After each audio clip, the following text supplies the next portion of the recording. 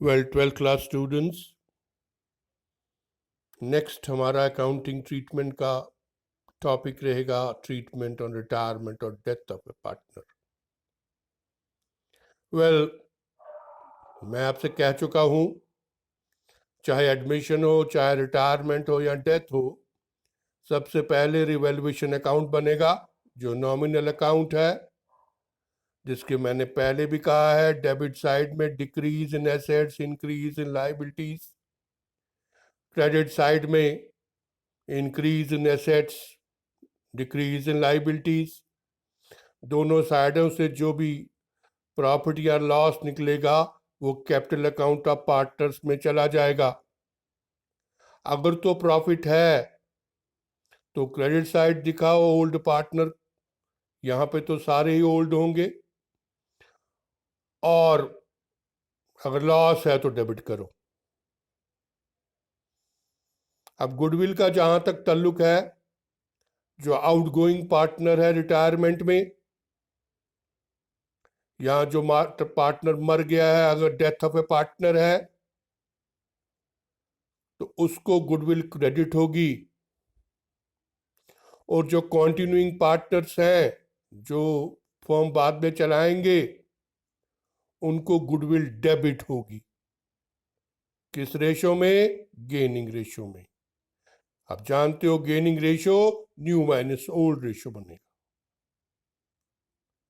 तो गुडविल की ट्रीटमेंट जो होगी वो यही होगी कि outgoing partner will be credited with the goodwill or his share of goodwill, and the continuing partners will be debited in gaining ratio with goodwill.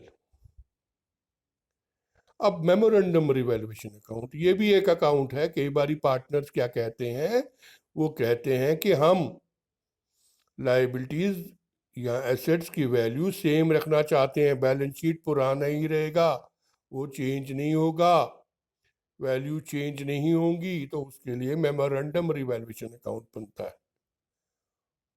उल्टा होता है रिवैल्यूएशन अकाउंट का, जो इंक्रीज है डिक्रीज बन जाता है, फिर डिक्रीज वाला इंक्रीज बन जाता है, और बनता है memorandum revaluation account in order to show that values of balance sheet remain same.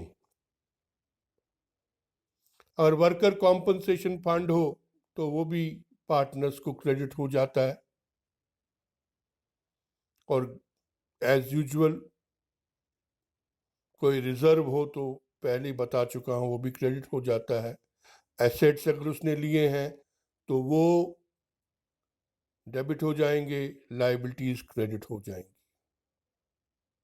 अब डेथ ऑफ ए पार्टनर और रिटायरमेंट ऑफ ए पार्टनर, दोनों में थोड़ा सा फर्क है। जब पार्टनर मर जाता है तो उस वक्त में एक एग्जीक्यूटर जो है वो अपॉइंट किया जाता है, जो उसके बदले में एसेट्स और लायबिलिटीज की देखभाल करता है या उनसे रियलाइजेशन लेता है।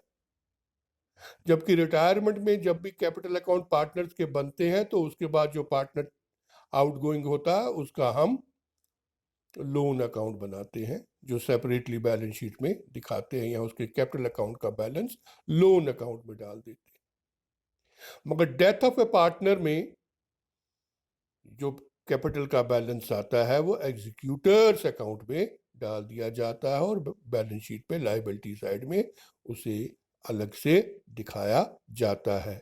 रेस्ट जो अकाउंटिंग प्रोसीजर जो है वो सेम ही रहता है, चाहे रिटायरमेंट हो चाहे डेथ हो। Thank you very much.